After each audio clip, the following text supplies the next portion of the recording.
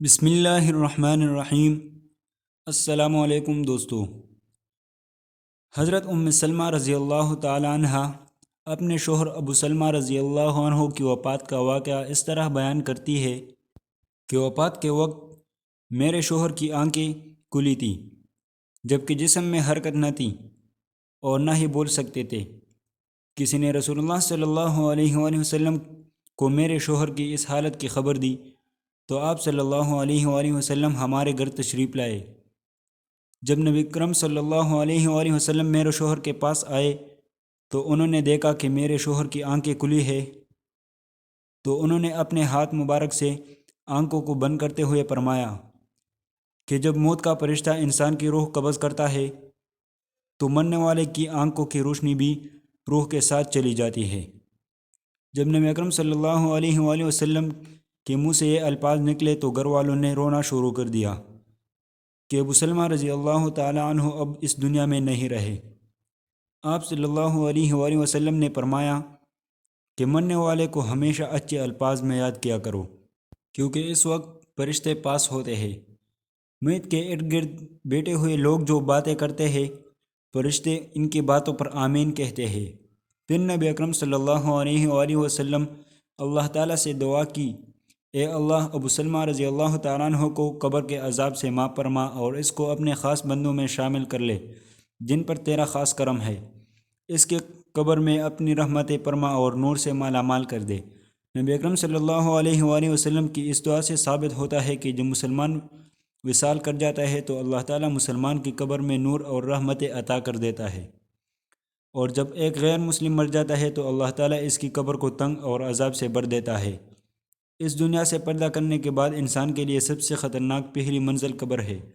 اگر انسان اپنی پہلی منزل یعنی قبر کے عذاب سے بچ جائے تو اس لیے باقی سب منزلیں پار کرنا کوئی مشکل نہیں رہ جاتا۔ اسی لیے نبی اکرم صلی اللہ علیہ وآلہ وسلم نے فرمایا ہے کہ انسان کو مرنے کے بعد بہت سی منزلیں طے کرنا پڑتی ہے، جن میں سے سب سے پہلے قبر کا عذاب ہوتا ہے۔ اگر انسان قبر کی سختی سے بچ جائے تو دوسری منزلیں اس کے لیے آسان ہو جاتی ہے۔ ایک دفعہ نبی اکرم صلی اللہ علیہ وآلہ وسلم قبرستان سے گزر رہے تھے تو رسول اکرم صلی اللہ علیہ وآلہ وسلم نے قبر کا عذاب بیان کرتے ہوئے فرمایا ہے کہ مجھے اگر اس بات کا ڈر نہ ہوتا کہ تم میت کو قبر میں دفن کرنا چھوڑ لو گے تو میں اپنے رب کریم سے دعا فرماتا کہ وہ آپ کو بھی قبر کے عذاب سے آگاہ کر دے، جس طرح میں سن رہا ہوں اور دیکھ رہا ہوں۔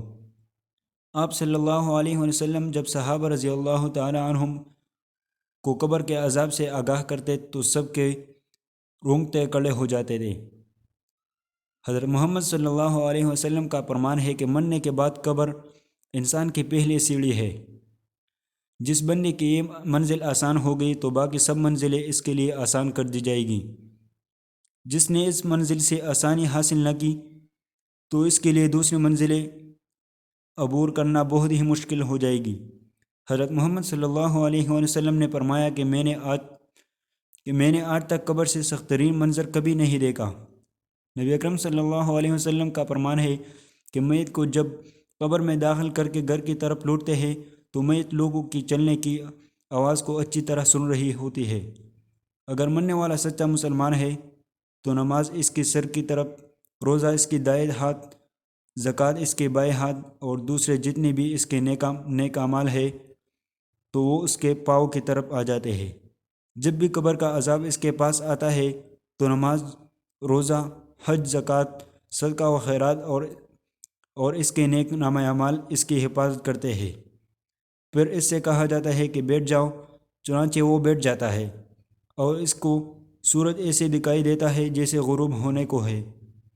پھر اس سے کہا جاتا ہے کہ تم اس شخص کے بارے میں جو تم میں مبعوث ہوا تھا کیا کہتے ہو اور اس کے متعلق کیا گواہی دیتے ہو؟ وہ کہتا ہے مجھے ذرا نماز پڑھ لینے دو۔ اسے کہا جاتا ہے کہ تم عنقریب یہ کام کر لو گے؟ پہلے اس سوال کا جواب دو کہ تم اس شخص کے بارے میں جو تم میں مبعوث ہوا تھا کیا کہتے ہو اور کیا گواہی دیتے ہو؟ وہ گواہی دے گا کہ رسول اللہ صلی اللہ علیہ وسلم اللہ تعالیٰ کے آخری نبی ہے جو اللہ تعالیٰ کا دین لے کر تشریف لائے۔ پھر اس سے بولا جائے گا کہ اسی یقین کے ساتھ تم حیات رہے اور اس پر ہی تم کو دنیا سے اٹھا لیا گیا۔ اور اسی امر کے مطابق تم کو دوبارہ زندہ کیا جائے گا۔ یہ سب باتوں کے بعد اس کے لیے جنت کا دروازہ کھل جاتا ہے، وہ جنت کو دیکھ کر بہت خوش ہوتا ہے۔ پھر اس کو جہنم کا دروازہ کھول کر دیکھا جاتا ہے اور کہا جاتا ہے کہ اگر تیرے نام اعمال اچھے نہ ہوتے تو تم کو جہنم کے گہرے حصے کو ڈال دیا جانا تھا۔ نیک بندے کی قبر کو اللہ تعالیٰ کے شادہ اور نور سے منور فرما دیتا ہے۔ روح کو اعلیٰ قسم کا عطر لگا کر پاکیزہ جگہ پر رکھ دیا جاتا ہے۔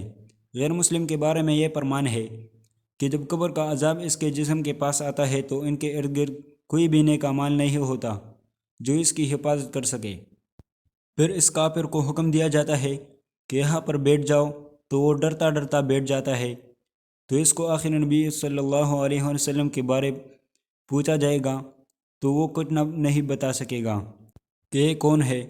پھر ان کو حضرت محمد صلی اللہ علیہ وسلم کے بارے میں بتایا جائے گا تو وہ جواب دے گا کہ میرے علم میں نہیں ہے کہ محمد صلی اللہ علیہ وسلم کون ہے۔